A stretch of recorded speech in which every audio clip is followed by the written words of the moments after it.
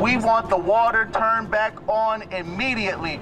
Tonight on Let It Rip, as Detroiters continue to protest water shutoffs to people who aren't paying their bills, the mayor unveils his new plan to tackle the problem. I believe had I been given charge of the water department when I asked for it, this never would have happened. What Mayor Duggan is going to do to help those who really can't pay, and why he says the shutoffs will soon start again. Plus controversy over an alleged secret government document. It says that Dearborn is number 2 on a list of American cities where people have ties to terrorism. Show me the proof. Where is the proof? While Arab Americans are outraged, some say the report may not be that far off from the truth. Time to Let It Rip. With us right now, the man with the plan. He's unveiled a program to help Detroiters avoid having their water shut off. It's a plan that could also repair the image of the city's water department. Mayor Mike Duggan is back with us. And as always, the hardest working man in broadcasting, lawyer, co-host, reporter Charlie Langton is doing triple overtime tonight.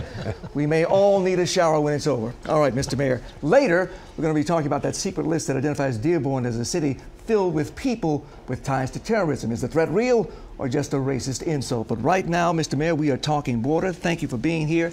How does your plan solve a multi-million-dollar problem that's been years in the making? Well, it moves it in the right direction, and it's been a cooperative effort between our staff and the Detroit Water Department staff. But, you know, many cities in America turn off water when you don't pay your bills. What happened here, unfortunately, was it was done suddenly. You couldn't get through on the phone. You couldn't get there in the window. There wasn't a fund set up for people who couldn't pay, and those things should have been set up first. But over the last week or so, we put together a plan, and now our staffs are staffing the windows from 8 to 6. We're open all day on Saturdays. We do have a fund set up through the United Way for those who can't pay. And so what we have done is set up a structure that if you get a bill that you can't pay, you come in, we'll get you a payment arrangement, we'll get you help. If you don't do anything with the bill, then you know, starting August 25th, we will go back to the shutoffs. We're hoping that that'll be minimal. We're hearing that that a lot of residents are affected, but also big businesses owe bills. Are you doing anything for big businesses? Yeah, the big businesses shutoffs were not stopped during the moratorium. They're being cut off today. And so we did a residential moratorium through August 25th to fix the lines and the telephones and the like. But businesses are being shut off every single day. How much money is actually owed the city of Detroit for overdue or unpaid water bills? You know, there's huge numbers thrown around, but the problem is the records are so bad. Large portions of these are to vacant houses. In fact, a big part of the shutoffs that you're hearing the numbers, the houses are vacant, which is, of course, why they're not paying bills. And the water department database is so out of date that it's dramatically inflated the numbers. But we're going to find out over the coming months as we move through this. Say I'm a homeowner with a $500 delinquent bill. What should I be doing right now? So go down to the customer service center tomorrow or call the call center, and here's what we'll do. With your back bill, if you put 10% down, you can pay the balance of that $500 over the next 24 months. As long as you keep making those payments, you've got 2 years. If you miss a payment, we're going to make you come in and put 30% down. If you miss another payment, we're going to make you put 50% down. So as long as you make your payments, we'll work with you. And when you come in and put your 10% down, if you're very low income, the same program that DTE uses, which is basically less than $18,000 a year for a single person, we will hook you up with the United Way fund that will pay 25% of that bill for you, again, so long as you make your payment. So what we're going to do is we're going to work with you if you make any effort at all, and I think that's what most people want. Should the feds help out Detroit residents who can't pay their water, or for that matter, should the state come in and help? You know, I don't know what the basis for that would be, and this is one of the issues that in this region, each city is treated separately. So if people in Farmington don't pay their water bills, other Farmington residents pay them. If nobody in Pontiac pays, it's being paid by people in Pontiac. And people in Detroit don't pay their bills, it's only other Detroiters that pay it. And that's something I think maybe isn't well understood, but the average Detroiter this year is going to pay $80 just to cover the cost of people who didn't pay their bills last year. If we didn't do something, the average Detroiter is going to be paying more than $100 next year. There's no on the horizon. No federal money, no state money, no suburban money. And so it's really important that people who can pay their bills do pay them. Now, you've only been in charge of the water department for about a week. When you say you're in control, does that mean that Kevin Orr has given you both operational and financial control of the water department as well? What Kevin Orr has done is give me the authority to appoint the board members, and I've got full cooperation. So it's a great collaboration.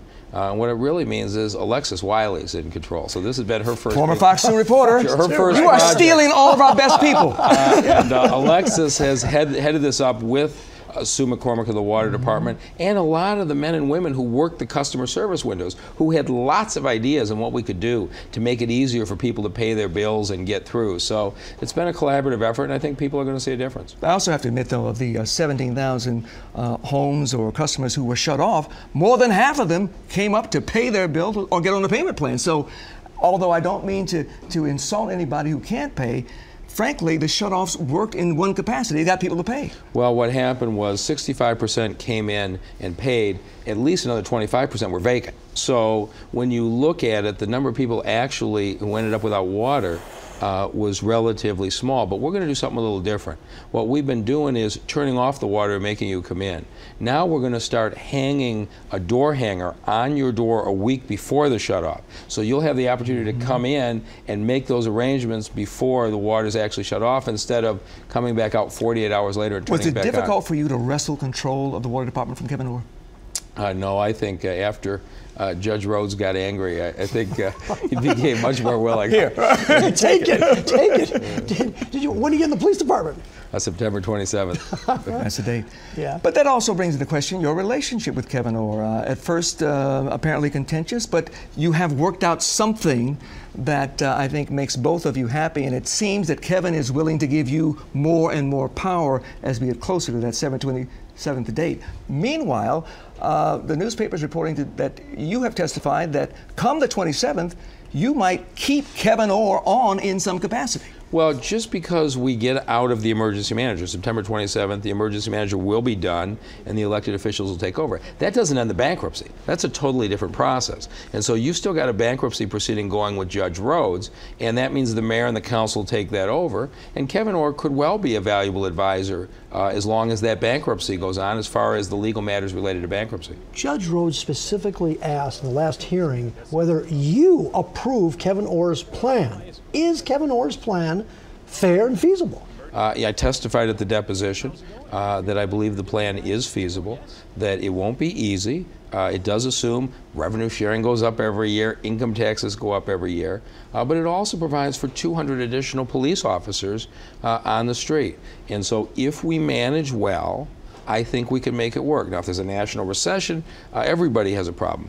But I testified, I believe that the plan is feasible, and if we manage well, we'll be okay. Would you make any changes in the plan, or is there anything you think that plan needs that maybe was not addressed? You know, everybody does things differently, but this is something that's going to be sorted out in court. It'd be more appropriately for me to talk about when I'm testifying before the judge. But in general, I'm supportive of the direction, and I believe that this administration can run the city and deliver services under the parameters, the dollar parameters of the plan. Let's also talk about the charity website that you set up. If there are people out there who want to help those families who can't afford their bills, we can all participate. Absolutely. It doesn't do any good to protest and say give free water. It costs to filter water and pipe it to people. But you have some protesters say that this is a human right. Water is a human right. What would you say? Somebody's got to pay the bill to pump the water. But DetroitWaterFund.org is the United Way nonprofit, and we do need people to make donations because we have people in our community who can't afford it.